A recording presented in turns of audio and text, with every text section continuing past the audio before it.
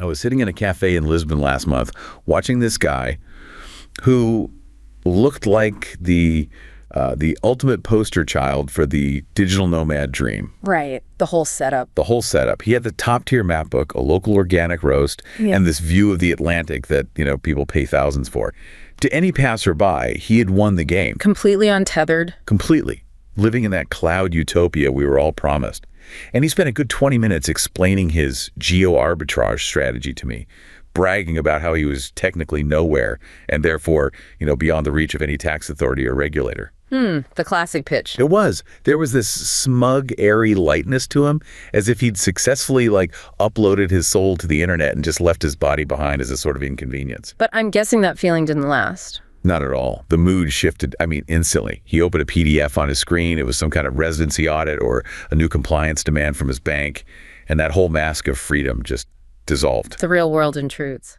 It crashed the party. He didn't look like a pioneer anymore. He looked like a fugitive realizing the walls were closing in. And then he started scrolling through a set of files he'd saved, but they weren't travel guides or visa hacks. Okay, so what were they? They were technical schematics for small modular reactors and, get this, liquid cooling loops for private server clusters. Wow. Okay, that is not what you expect a digital nomad to be looking at on a beach in Portugal. And not in the slightest. And when I asked him why he was looking at industrial hardware instead of his next flight, he gave me this look of just intense, almost cold clarity. He said, the beach is just high-resolution wallpaper for a prison cell. That's a powerful line. Isn't it? He said, I'm tired of hiding in the bits. I'm going where the atoms are. And that sudden pivot from the, breezy arrogance of the nomad to the dead serious focus of someone building a fortress, it was jarring. He wasn't looking for a host anymore. He was done with hosts. He wasn't looking for a new country to let him in. He was looking for a place to ground his own power, literally. And it just made me realize that the whole dream of the borderless worker has hit a terminal wall of bureaucracy and, lag. It's a dead end. The people who are supposed to be the most free are now the ones realizing they've been trapped in a digital cage. And the only way out isn't another flight. It's the construction of a sovereign citadel. We're not looking for a better lifestyle anymore. We are looking for a physical reclamation of technology itself. Okay, so let's unpack this, because that story, I think, is the perfect setup for our deep dive today. It signals this major shift, right? The digital escape road has closed, and the new frontier requires physical sovereignty. Right. What we're witnessing is the strategic transition of Silicon Valley elites from that digital nomadism to the construction of physical sovereign citadels. And these aren't just bunkers, let's be clear. Yeah. No, not at all. They are high-tech nodes equipped with private H100 compute clusters, small modular reactors. All of it designed specifically to bypass what the sources we're looking at call bureaucratic entropy and global safetyism. And if we connect this to the bigger picture, what we're really seeing is the end of that cloud utopia and a strategic redeployment of both capital and talent. For years, the promise was that technology could completely untether you from physical laws, from geopolitical realities. Right, that you could just float above it all. Exactly. But the sources we've compiled argue that this belief proved to be, politically and thermodynamically naive. This shift is calculated, it's precise, and it's aimed directly at creating self-sufficient, high-density environments. So our mission today is to understand precisely why this physical reconcentration, the building of these techno-citadels, is happening now.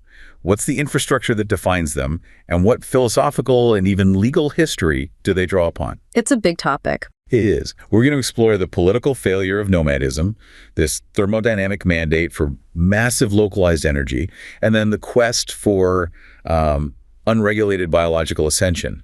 And all of it is rooted in the hard physical reality of computation and law. This is really the search for sovereignty in an age of what one source calls total algorithmic administration. Okay, let's start with that first part, the failure of faux freedom. Here's where it gets really interesting for me. Our sources define digital nomadism in, pretty stark terms. Not as liberation, but as temporary parasitism in a legacy system. That phrase, temporary parasitism, is definitely loaded. It really is. And my first question was, is this a moral judgment? Or is this just a cold economic observation that the nomad wasn't really contributing to the essential infrastructure they were using? It's framed primarily as a functional economic critique. The idea is that the digital existence was effectively subsidized. Subsidized by the host nation. By the host nation, exactly. The Nomad exploited the stability, the legal frameworks, the financial systems, and, the compliance gaps of their host, but they were actively minimizing their contribution to it.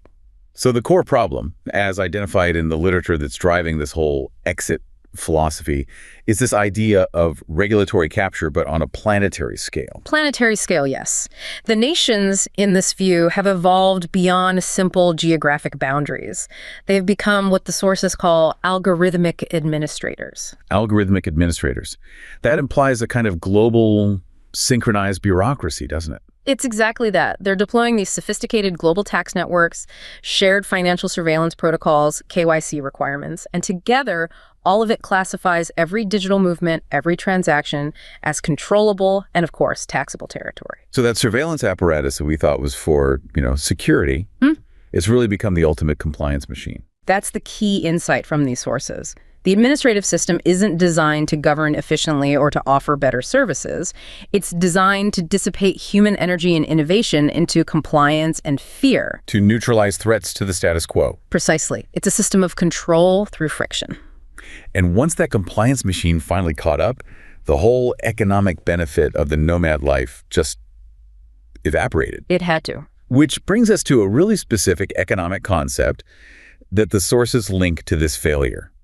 A terminal case of Bommel's cost disease metastasizing across borders. Right. Now, for our listeners who may not be steeped in economic theory, maybe we should nail down what Bommel's cost disease actually is and how on earth it applies to something like visa paperwork. Sure. So Bommel's cost disease was originally used to describe rising costs in sectors where productivity gains are extremely difficult. Think of the arts or education. You can't teach a string quartet to play Mozart twice as fast. Exactly. So labor costs in those sectors rise relative to manufacturing where you can automate.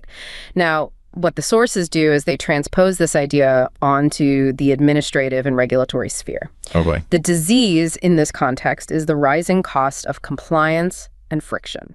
So while the productivity of, say, the software architect or digital nomad is increasing exponentially, the cost of the legal and bureaucratic structures required to sustain their location independence, the administrative drag, that rises relentlessly. And it rises independently of their productivity. It's a constant growing tax on their time and energy. So the economic benefit of moving to, say, Southeast Asia for cheaper rent gets completely eaten up by the non-productive labor of just staying legal. Precisely. The administrative friction, the tax filings across 4 different jurisdictions, the constant updates to KYC and AML, anti-money laundering requirements just to keep a bank account open. The legal counsel you need to navigate visa applications that only grant you a temporary conditional stay. All of it. The cost of all that now exceeds any marginal financial benefit you get from the geographic arbitrage.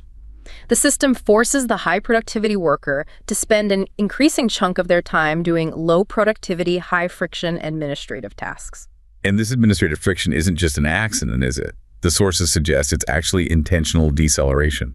It's interpreted as a systemic immune response. They even call this a planetary suicide pact. A planetary suicide pact. Why? Because the system is sacrificing efficiency and global growth just to maintain centralized control. The argument is that it's designed specifically to prevent a sovereign post-national techno-class from fully coalescing. So if the brightest minds can't form stable, high-bandwidth networks of collaboration because they're constantly bogged down in legal maneuvering, then exponential growth gets throttled. It gets throttled at the source. The digital escape has failed because the legacy forces of deceleration have successfully recaptured the virtual territory and imposed very real, very physical friction on it. And we see this whole failure embodied perfectly in that anecdote you mentioned about Elias, the software architect. He spent a decade successfully riding that wave of digital freedom. Yes, Elias's story is key because it really tracks the entire life cycle of this idea. He started out as the ideal, but he reached a point where he realized his life was defined by what he called administrative suffocation. Administrative suffocation. I feel that. He actually calculated it. He was spending 40 hours a month, a full work week, on nothing but multi-jurisdictional compliance, tax residencies, managing KYC forms within systems that offered zero value and no real permanent infrastructure in return. It was pure waste. 40 hours of pure regulatory overhead. That is just a colossal loss of potential productivity. It's huge. And so his strategic pivot was direct. He recognized that the high cost of compliance meant he needed to establish an environment where his creative output was so so dense and so protected that the cost would become negligible. So he flipped the equation. Completely. He left the transient freedom of the road and moved to what's called a vanguard node in the high desert. He traded in low living costs for the concrete sovereignty of a private H100 cluster. So the goals shifted fundamentally. It wasn't about reducing his consumption anymore. Not at all. It was about eliminating the regulatory chokehold entirely. And that required grounding his operation in his own territory. That pivot from minimizing tax exposure to maximizing regulatory independence, that feels like the philosophical engine driving this whole movement. It's the move from the political strategy of voice to the radical strategy of exit. This political taxonomy is absolutely central to understanding this. It traces back to the work of the economist Albert O. Hirschman. Right. He described two basic responses when individuals face dissatisfaction with an organization. Either you use your voice, you try to reform the system from within, you vote, you lobby, you protest, or you choose exit. You leave and you build something new, separate from the flawed system. That's it. And for this emerging techno class, the core belief is that voice has utterly failed. The system is too captured, too entrenched, or just too administratively diseased to be saved. So the only rational response is to leave the territory controlled by the legacy nation-state and begin building a parallel form of sovereignty. Exactly. And this leads us directly to the concepts articulated by figures like Balaji Srinivasan in his work on the network state. Srinivasan's proposal is fascinating because it starts purely in the digital realm, but it seems to require a physical conclusion. What's the fundamental difference he sees between a traditional nation-state and his proposed network state? The difference really boils down to two things: coercion and territory. Traditional nation-states are defined by their territorial coercive nature, and most importantly, their monopoly of violence over a defined geographic area. You're born there. You're subject to its laws. Right. Srinivasan proposes a non-territorial, voluntary, digital-first affiliation of like-minded individuals who crowdfund resources.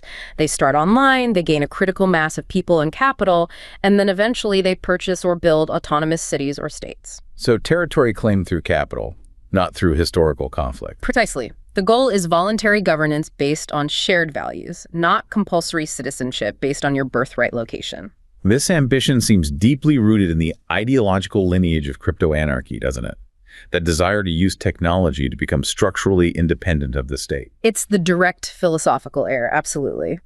Crypto-anarchy, which was born in the 80s and 90s, posited that technologies like secure communications, decentralized digital money, with Bitcoin being the ultimate modern realization. Anonymity, pseudonymity. All of it. These were the tools to ensure personal freedom against the rising tide of government mass surveillance, which was exemplified back then by programs like PRISM and Echelon. The idea, as it was articulated in the foundational manifestos, was that cyberspace would grant you immunity from physical jurisdiction. Yes, the core expectation was that governments would simply be unable to function. The quote is that they would have a difficult time collecting taxes, regulating the behavior of individuals, when it can't even tell what continent folks are on. This is the ultimate dream of the sovereign individual, a person independent, both economically and politically, of a nation-state. It is the dream.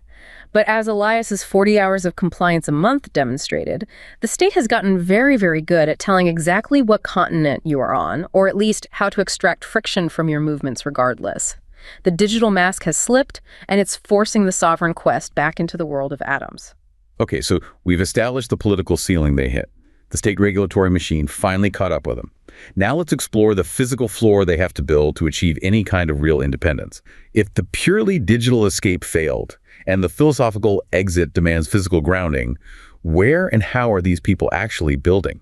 Well, what's fascinating here is that the calculus for the location of one of these citadels is purely utilitarian. Meaning it's not about the scenery. No, it's not about scenery or culture, it's about function. The new frontier is measured in density, specifically petaflops per square foot. Petaflops per square foot. Okay. So the strategic redeployment is focused entirely on securing privatized compute density. This means immediate, localized, proprietary access to high-end GPU clusters. We're talking NVIDIA's H100 or B200 series. The top of the line. The absolute top. And that's coupled with the requisite low latency, high bandwidth networks, and, this is the crucial part, massive power infrastructure. Which means they can't just rely on renting capacity from Amazon or Google Cloud, Yeah. right? Even if those services are theoretically available anywhere, why does the compute have to be localized and private? Well, There are three critical reasons. First is latency. For high-speed collaborative modeling, for local large language model training, which is really the intellectual core of these citadels, even the speed of light delay of connecting to a remote public cloud is just too slow. Okay, so speed is one. Second is sovereignty. If you're relying on regulated, often censored big tech platforms, you defeat the entire purpose of the exit strategy. They want what they call a sovereign cognitive layer that's completely insulated from the regulatory demands of the US or the EU. And the third reason? The third, and most important for this part of our conversation, is that the nomadic model is deemed thermodynamically naive. Thermodynamically naive. That's a powerful indictment. What does the nomadic life fundamentally lack when it comes to the physics of creation? Power. Specifically, energy superabundance. The pursuit of high-end computation requires continuous, vast, and reliable baseload power.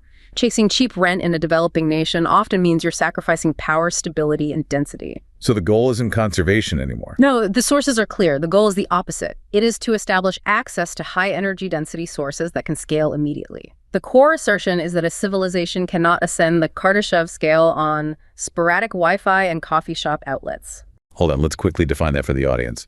The Kardashev scale is pretty esoteric for a casual listener. It is, absolutely. The Kardashev scale is a measure of a civilization's technological advancement based on the amount of energy it is able to harness and use. Okay. A Type I civilization, which is what these builders aspire to create the infrastructure for, is one that can harness all the energy that hits its home planet from its parent star.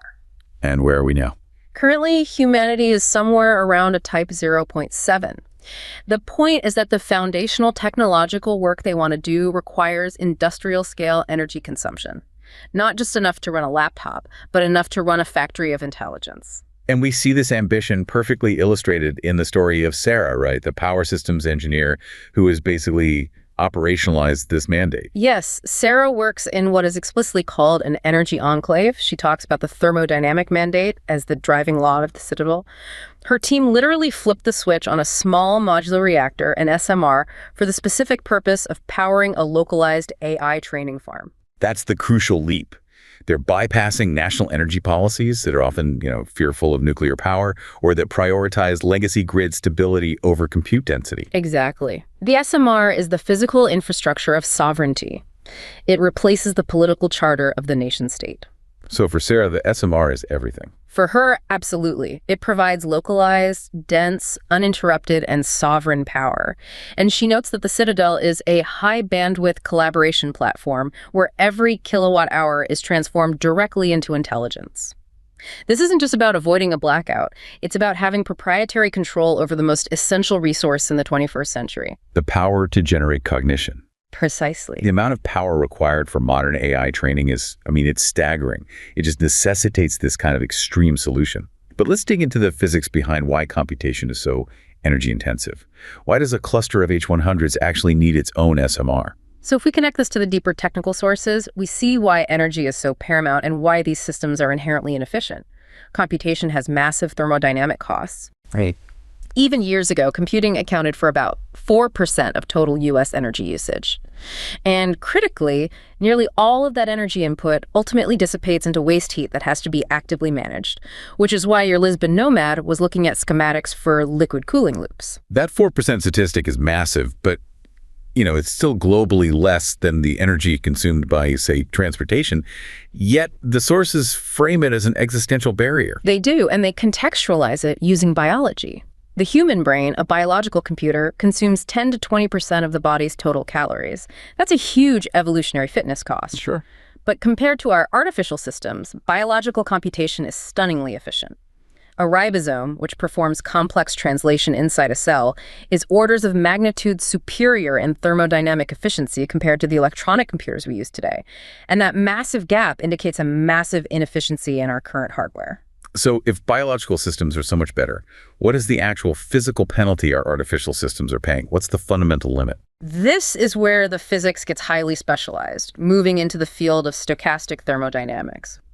The core concept here is the Landauer cost. Landauer cost. Rolf Landauer established that the minimal amount of heat required for any computation is tied specifically to logical irreversibility. Can you give us a concrete example of logical irreversibility, something easy to grasp? Absolutely. The classic example is bit erasure, just deleting a bit of information. If you take an unknown bit, which could be a 0 or a 1, and you set it to a definitive 0, you lose the information about what it was before. You can't go backwards. You can't reconstruct the input from the output, so that process is logically irreversible. And Landauer's principle states that every time you erase a bit of information, you must generate a minimal amount of heat. That's the Landauer cost. It's the fundamental, theoretical, thermodynamic price of deleting information. So erasing information fundamentally increases the entropy of the universe, and we pay that price in the form of waste heat. That is the foundational concept, yes. However, this is where the theory becomes really nuanced. The theoretical science actually shows a loophole. A loophole? Any function, even a logically irreversible one, can theoretically be implemented in a thermodynamically reversible manner with 0 irreversible entropy production. So the fundamental laws of physics don't strictly forbid low-cost bit erasure. But our server clusters are melting with heat. So what is preventing the industry from implementing that theoretical reversible computation? It comes down to real-world engineering constraints and system architecture. The detailed technical sources explain that in real-world systems, constraints in how subcomputers access variables, the necessary synchronicity of updating, and just the complexity of moving data around lead to unavoidable entropy production far, far exceeding that theoretical Landauer cost. And the most shocking finding in the source material related to this inefficiency, the one that completely justifies this hardware-first approach, is where the vast majority of the energy is actually spent. It's completely counterintuitive. We tend to focus on the CPU and the GPU cores as the power hogs, right? Of course. But a large fraction of the total energy flow in modern computers occurs not within the processing gates themselves, but in the interconnects, the physical wires that shuttle data between the gates, between the chips, and across the memory bus. Wait, the wires themselves are the energy bottleneck. That seems astonishingly inefficient. It is. The act of moving the data, not just processing it, generates significant resistive heat and requires immense energy. The thermodynamic constraints are physical, they're dense, and they're incredibly difficult to manage at scale. And this reality drives the entire technical structure of the Citadel. So the quest for energy superabundance via SMRs is a hardware-first response to overcome these immense physical constraints. It has to be. They need to ensure the necessary compute density for running these massive proprietary cognitive layers. They are building a self-sufficient ecosystem where the raw physics of intelligence creation is optimized and, most importantly, protected. Okay, so we've covered the political failure of nomadism and the physical requirements of power and compute. The final piece of this puzzle links that sovereignty to the human body itself. The ultimate goal of bypassing the entropic bureaucracy extends beyond just taxes and H-100s to the quest for, well, legal and bioethical freedom. This is the critical juncture. This is where the physical enclave transforms from just an economic zone into a kind of societal laboratory. Right. The sources explicitly link the emergence of these techno-citadels to the urgent need for unregulated sanctuaries for transhumanist experimentation. This is a deliberate structural rejection of the precautionary principle. The precautionary principle, which is enforced by legacy bioethical institutions and regulatory bodies like the FDA. Exactly. For clarity, that's the idea that if an action or a policy has a suspected risk of causing harm to the public or to the environment, you should take precautionary measures, even if there's scientific uncertainty about the risk. Right. And these builders are arguing that this principle fundamentally throttles innovation. They see it as a philosophy of deceleration, of prioritizing safety and consensus over rapid biological ascent. Which means they are actively pursuing research that is currently deemed too risky, too ethically complex, or just too slow-moving by established governments. Precisely. Let's look at the story of Leo, the geneticist, because that highlights this tension between speed and regulation perfectly. Leo works in a special economic zone that's aptly named the sanctuary, and he describes this feeling of wasting years, not months, years, just waiting for bioethical committees to approve trials for therapies that he knew were physically ready to go. Just stuck in limbo. Completely. Yeah. In the Citadel environment, they operate on a much shorter timeline. They're working on what is often called forbidden research, advanced CRISPR therapies for enhancement, active efforts toward longevity, escape velocity, and very complex human-machine integration experiments. Human-machine integration. He even mentions a colleague who is receiving a localized genetic treatment designed specifically to boost their cognitive processing speed. So, like A version update for the human body, engineered locally, free from any external peer review or regulatory oversight. That's the goal. But this regulatory exit strategy for bioenhancement isn't new. The sources show this tension has been building for decades. Right. The push offshore is a structural response to existing U.S. regulatory mechanisms. It is. Historically, U.S. regulatory efforts against genetic enhancement, or GE, include things like federal funding bans on human cloning, the careful monitoring of somatic gene therapy protocols by the NIH's Recombinant DNA Advisory Committee. The RAC, yeah. And legislation like the Fertility Clinic Success Rate and Certification Act. These are all attempts to manage the risks, but within U.S. borders.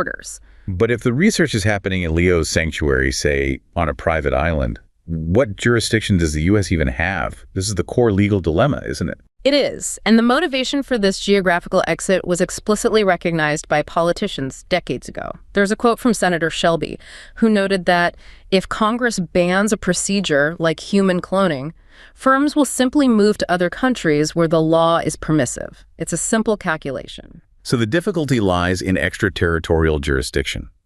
The U.S. legal system has a limited reach, especially in complex medical cases involving foreign citizens or actions completed entirely on foreign soil. Extremely difficult. Unless the physician had some form of meaningful prior contact with patients in the U.S., like relaying information or recruiting citizens from there, prosecuting them is highly problematic. The U.S. does have mechanisms it can try to use, but they're complex. What are those legal pressure points? What could they theoretically try to do?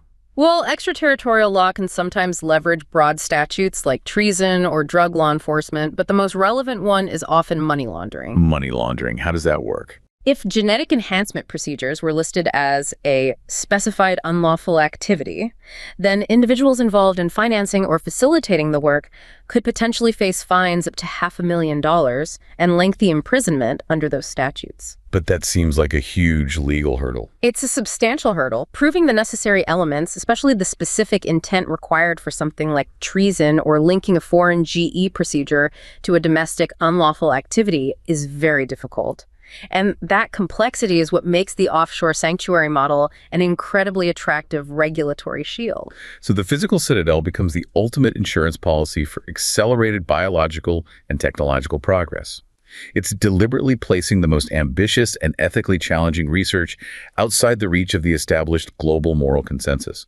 Now let's move from that micro level of bioenhancement to the macro level of land and governance, because the physical construction of the citadel echoes a much older form of consolidated corporate power, the company town. It does. And this isn't just about escaping regulation anymore. It's about achieving governing power without democratic accountability. And the sources are very clear on this. The modern builders aren't really innovating a new legal structure from scratch. They are strategically manipulating existing jurisdictional boundaries and administrative gaps. The mechanism is described as creating public power without a public. Public power without a public. What does that mean exactly? It means obtaining the legal privileges of a municipality, the right to tax, to zone, to police, to issue bonds, but insulating that power from the citizens it supposedly serves. How does the modern application differ from the historical company town, like the famous example of Pullman? The historical company town governed primarily through private law, property deeds, employment contracts, at-will tenancy. The modern citadel is more sophisticated. It commandeers the public municipal form itself. The goal being to separate concentrated private wealth and technological ambition from the friction of local democratic accountability. And from public policy demands. Exactly. Let's break down the textbook case of modern jurisdictional exit, which has to be Disney's Reedy Creek Improvement District in Florida. The Reedy Creek Improvement District, or RCID, was established way back in 1967 by a special act of the Florida legislature. And it granted Disney virtually autonomous control over 25,000 acres of land. And this was not just zoning control. Oh no, it was far more. It gave them the right to act as their own government, providing public services like water, sewage, roads, even running an airport, and dictating land use completely.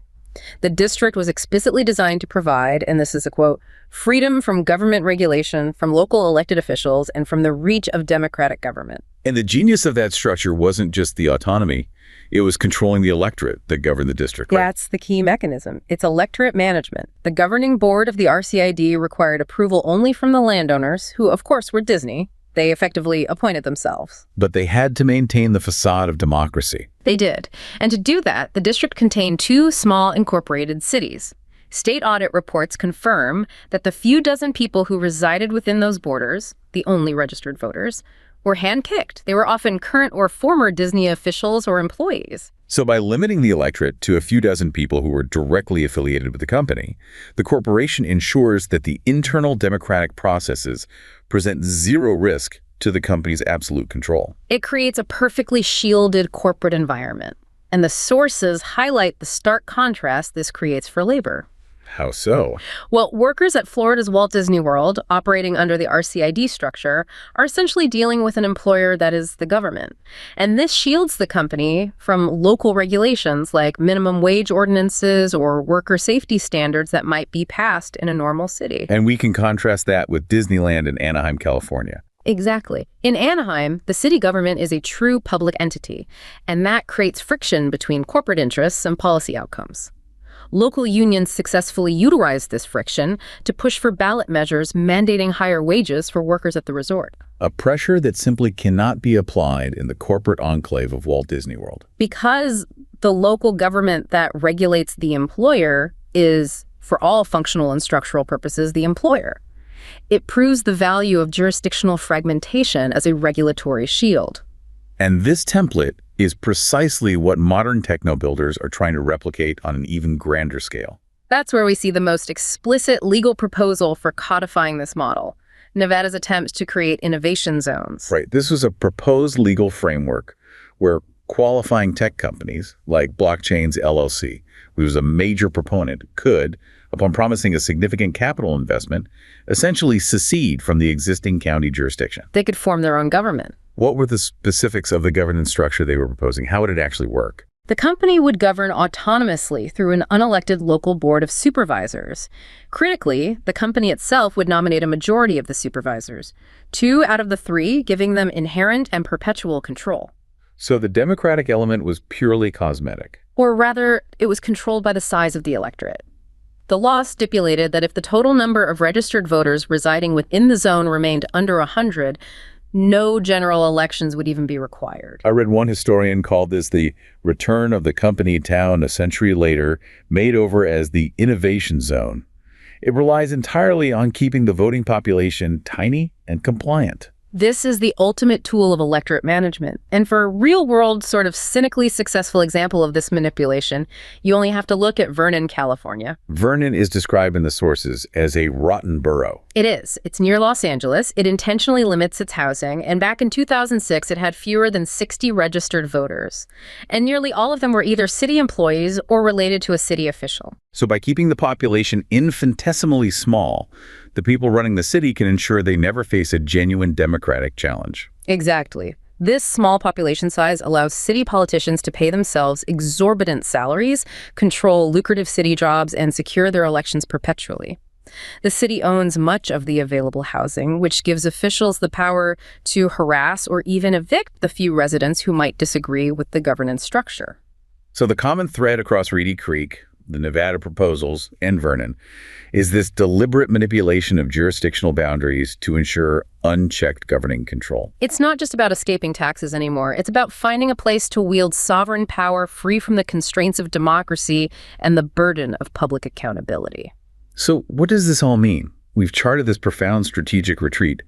The dream of the digital nomad has, well, it's collapsed, strangled by planetary bureaucracy and the hard physics of high-density computation. Right. The path to the future, according to this new techno class, isn't about escaping into the digital world anymore.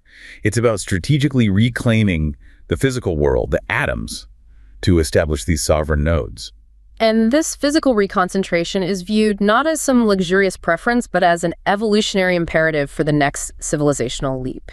It's seen as the absolute prerequisite infrastructure for achieving a Kardashev-ized civilization. So the centralized, energy-dense techno-citadel replaces the dispersed, entropic digital nomad. Completely. The goal has shifted from, marginal tax savings to generating intelligence and technological progress at a rate that is simply impossible within the current political and regulatory environment. We saw the political failure first. recognizing that the exit from the nation-state had to become physical to overcome that administrative friction of Bommel's cost disease. Then we explored the hard thermodynamic realities. The need for massive baseload power from SMRs and the density of H100 clusters to overcome the physical constraints of the Landauer cost and the wasteful energy dissipation in interconnects. And finally, we examined the legal architecture, showing how these modern citadels draw on the blueprint of the corporate town and concepts like electorate management to achieve governing power without democratic accountability, enabling research that traditional institutions would deem far too risky. The concentration of talent, capital, and energy into these sovereign citadels is considered a strategic retreat from what they see as a captured global system. The people building this future aren't just seeking a better lifestyle, they are seeking to ground their own power, literally, in hardware and land, where the ability to innovate is protected from any and all forces of deceleration. The source material suggests that the builders of these citadels believe that any bureaucratic action designed to impede this gravitational collapse of talent and energy is, and I'm quoting here, a blasphemy against the fundamental will of the universe to evolve, complexify, and ascend.